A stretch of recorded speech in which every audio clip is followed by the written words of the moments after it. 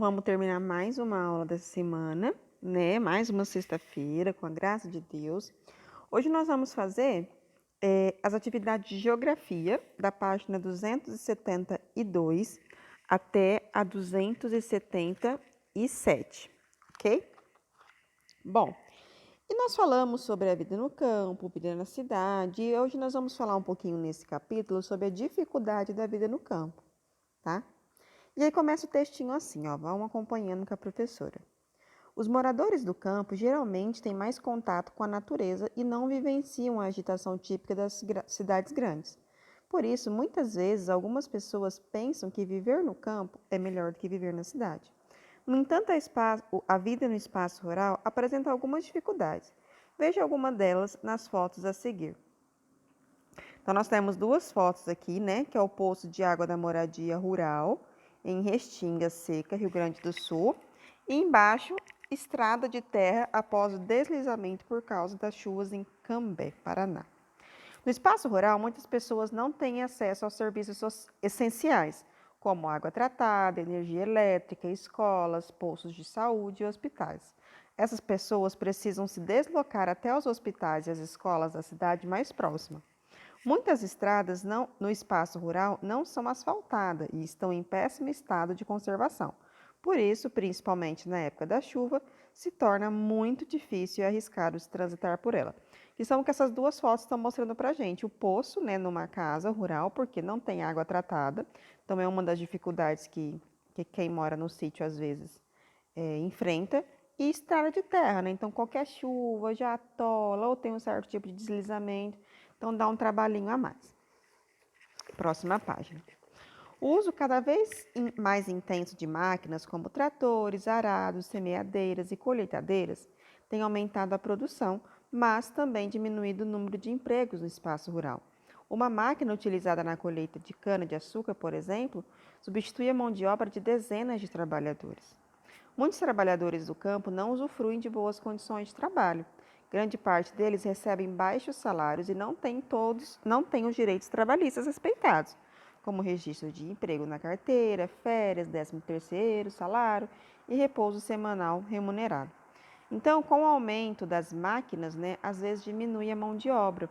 Então, por exemplo, se uma pessoa for lá e comprar uma máquina, ela vai ter um investimento, vai gastar para comprar aquela máquina, mas depois não vai precisar pagar funcionário, né? Então, quanto mais máquinas, menos trabalho no espaço rural. E aí também tem alguns lugares que não dá os benefícios trabalhistas para as pessoas que trabalham no sítio. O 13º, né, que é um salário a mais no final do ano, férias, às vezes não tem férias, às vezes não tem um desconto, quando não tem um repouso semanal, quando não trabalha, não ganha, né? Então, é um dos probleminhas de trabalho no sítio. Próxima página. Problemas ambientais no campo. Algumas práticas desenvolvidas no espaço rural têm causado muitos danos ao meio ambiente, prejudicando principalmente o solo e as águas nesse espaço. Um dos principais problemas ambientais que afeta o campo é a erosão dos solos. Nas propriedades rurais, a erosão tende a aumentar após a retirada da vegetação natural, para a formação de lavouras e pastagens. Ao retirar essa vegetação, o solo fica exposto à ação dos ventos, da água, das chuvas, que carregam sua camada superficial a mais fértil, causando a erosão. Aqui na foto nós temos uma erosão causada pelo uso intenso do solo, né? Usou muito, plantou-se muito, e a falta de cobertura vegetal no município do Rio Grande do Sul. Com a erosão, a parte do solo é transportada pelas águas das chuvas e até os rios e córregos, provocando um assorreamento desses cursos de água. Esse processo gera o acúmulo de sedimentos em cursos de águas, rios e córregos. O assorreamento também é causado quando há retirada da vegetação da margem dos cursos da água, chamada de mata ciliar, a fim de aproveitar a terra ao máximo para plantio da lavoura. Os sedimentos, então, se acumulam nas margens do curso da água, que pode diminuir a profundidade do seu leito. Bom, então com essa erosão, o solo fica exposto, né? A terra fica exposta, aí vem a chuva e leva essa terra, vem o vento e leva essa terra, e vai levando até rios, córregos, e provocando o assoreamento do curso dessa água, ou seja, provocando aquela água naquele rio, ela vai secar, né, vai ter mais barro, não vai conseguir fazer o seu curso natural, né? Então, por exemplo, o rio, ele anda, né? Ele começa no lugar e vai até um outro lugar. Então, pode atrapalhar com isso também. Próxima página. Tornando o fluxo de água mais lento e até mesmo provocar a alteração do seu curso, que foi isso que a professora acabou de falar. O curso de água assoreado costuma transbordar quando chove, ocasionando inundações, né? O uso intenso e inadequado de agrotóxicos nas lavouras, veneno, contamina o solo, a água e os alimentos, além de causar eventuais danos à saúde dos agricultores. Ao aplicar agrotóxicos, os agricultores devem utilizar equipamentos de proteção como luvas e máscaras. Em alguns casos, é preciso usar roupas especiais para evitar o contato direto com esses produtos. Além disso, as chuvas carregam para os rios os agrotóxicos aplicados nas lavouras, contaminando as águas. O desmatamento e a queimada são realizados em muitas áreas rurais, geralmente para abrir novas áreas de lavouras ou pastagem. A queima também é praticada para limpar lavouras anteriores, combater pragas e facilitar a colheita no caso da cana-de-açúcar. Essas práticas empobrecem o solo, destroem a vegetação nativa e os animais que vivem no lugar, além de contribuírem com a poluição do ar.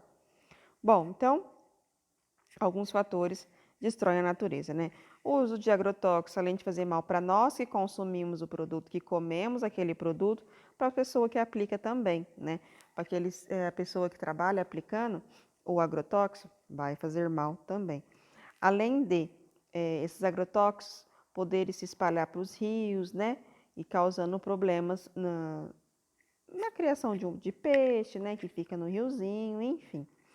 A queimada também, que é praticada para limpar a lavoura, né, para tirar tudo aquilo que foi feito anteriormente para fazer uma nova plantação de alguma outra coisa, também não é nada legal, né?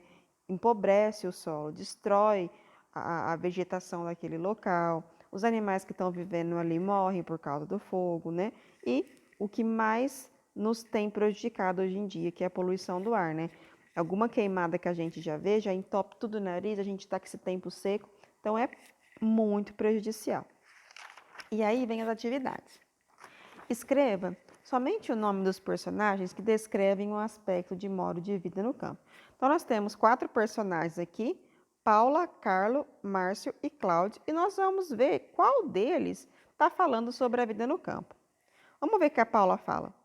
Todos os dias, até mesmo nos finais de semana, levanto cedo e ajudo meu pai a alimentar as galinhas. Então, se ela está ajudando os pais a alimentar a galinha, porque ela mora no sítio. Então, por isso que vocês podem escrever lá em cima, Paula. Agora a Carla, logo embaixo. No final da tarde, depois de voltar da escola, brinco com meus amigos na praça, em frente ao prédio onde eu moro. Se tem praça, se tem prédio, quer dizer que não é no sítio. Então, não vamos escrever Carla, certo? Márcio. Todos os dias, depois do almoço, minha mãe me leva de metrô até a casa da minha avó, que mora em um bairro longe da minha casa. Mais uma coisa, se tem metrô, não é o sítio. Então, não vamos escrever Márcio. Embaixo. Meu pai e meus tios estão aguardando a chuva para iniciar o cultivo do milho neste mês. Opa! Então, estão aguardando a chuva para cultivar o milho, para fazer a plantação. Então, está falando da vida do campo. Então, nós vamos escrever Paula e Cláudio, certo? Na última página, atividade número 2, nós temos algumas palavras e nós vamos ter que completar as frases com algumas dessas palavras. Então, nós temos estradas, máquinas, trabalhadores, empregos, serviços, direitos e cidades. Na letrinha A, muitos moradores do espaço rural não têm acesso aos serviços. Serviços essenciais como água tratada, energia elétrica, entre outros, né? Foi o que nós falamos, às vezes não tem uma água encanada, não tem uma energia, uma água tratada, não tem água encanada, uma energia, então são serviços essenciais, não tem um hospital perto, não tem uma escola perto, então, né, não tem esses serviços essenciais. Várias estradas no espaço rural não são asfaltadas e estão mal conservadas. Então, a maioria, né, estradas no espaço rural, no sítio, não são asfaltadas e estão mal conservadas, com buraco, né? Não tá legal. C. O uso de máquinas nas atividades do espaço rural tem contribuído para o aumento da produção. Então, o uso de máquina aumenta a produção daquela vegetação, mas também para a diminuição de oferta de emprego no campo. Tem o uso de máquina, aumenta a colheita, porém diminui os empregos, né? Porque não vai precisar das pessoas mais para colher aquele tipo de plantação. D. Os direitos trabalhistas de muitos trabalhadores rurais não são respeitados. São aquilo que a tia falou, o 13º, umas férias, uma folga remunerada, né? E muitos moradores do espaço rural que migram para cidades enfrentam dificuldades maiores do que vividas no campo. Então, as pessoas que moram no sítio, que vão para a cidade, às vezes têm um certo tipo de dificuldade. Aqui na nossa cidade, né, que são cidades pequenas, nem tanto, mas cidades maiores, enfrentam muita dificuldade, porque aí... Opa, que a tia apertou aqui, pera lá. A tia mudou de página sem querer. Aqui. Muitas pessoas que vão para a cidade grande, né, não conseguem arrumar um emprego, né? Tem dificuldade de se adaptar mesmo naquela cidade grande, porque a agitação é muita, né? É diferente do campo. Bom, galerinha, então é isso. Espero que vocês tenham gostado. Um bom final de semana. Aproveita bastante, com bastante saúde, bastante cuidado, né? E até semana que vem.